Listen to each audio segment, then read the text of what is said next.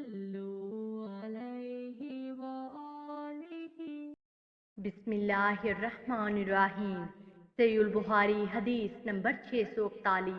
حضرت جابر بن عبداللہ رضی اللہ عنہ سے روایت ہے کہ غزوہ خندق کے موقع پر حضرت عمر بن خطاب نبی صلی اللہ علیہ وسلم کی خدمت میں حاضر ہوئے اور عرض کرنے لگے، اللہ کے رسول، اللہ کی قسم میں نماز نہیں پڑھ سکا جہاں تک کہ سورج غروب ہونے کے قریب ہو گیا۔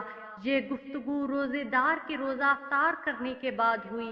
نبی صلی اللہ علیہ وسلم نے فرمایا، اللہ کی قسم میں بھی نماز نہیں پڑھ سکا۔ چنانچہ آپ نیچے اترے اور وادی بطحان میں چلے، میں بھی آپ کے ہمراہ تھا۔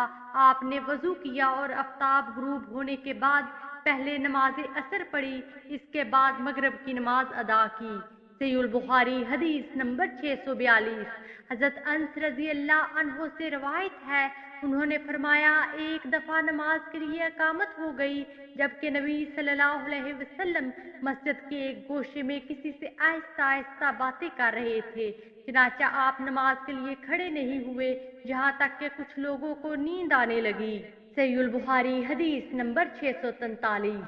حمید الطویل فرماتے ہیں، میں نے ثابت بنانی سے ایسے آدمی کے بارے میں پوچھا جو اقامت کے بعد گفتگو کرتا ہے، تو انہوں نے کہا، حضرت انس رضی اللہ عنہ سے روایت ہے، انہوں نے فرمایا، ایک دفعہ نماز کے لیے اقامت ہو چکی تھی کہ نبی صلی اللہ علیہ وسلم کے پاس ایک آدمی آیا، اس نے آپ کو اقامت ہو جانے کے بعد روک لیا اور باتیں کرتا رہا۔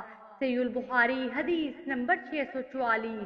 حضرت ابو ہریرہ رضی اللہ عنہ سے روایت ہے، رسول اللہ صلی اللہ علیہ وسلم نے فرمایا، اس ذات کی قسم جس کے ہاتھ میں میری جان ہے، میں نے ارادہ کر لیا تھا کہ کسی کو لکڑیاں جمع کرنے کا حکم دوں تاکہ لکڑیوں کا ڈھیر لگ جائے، پھر نماز کے لیے کسی کو اذان دینے کے متعلق کہوں، پھر کسی شخص کو حکم دوں کہ وہ لوگوں کا امام بنے اور میں خود ان لوگوں کے پاس جاؤں جو جماعت میں شریک نہیں ہوتے، پھر انہیں ان کے گھروں سمیت جلا دوں۔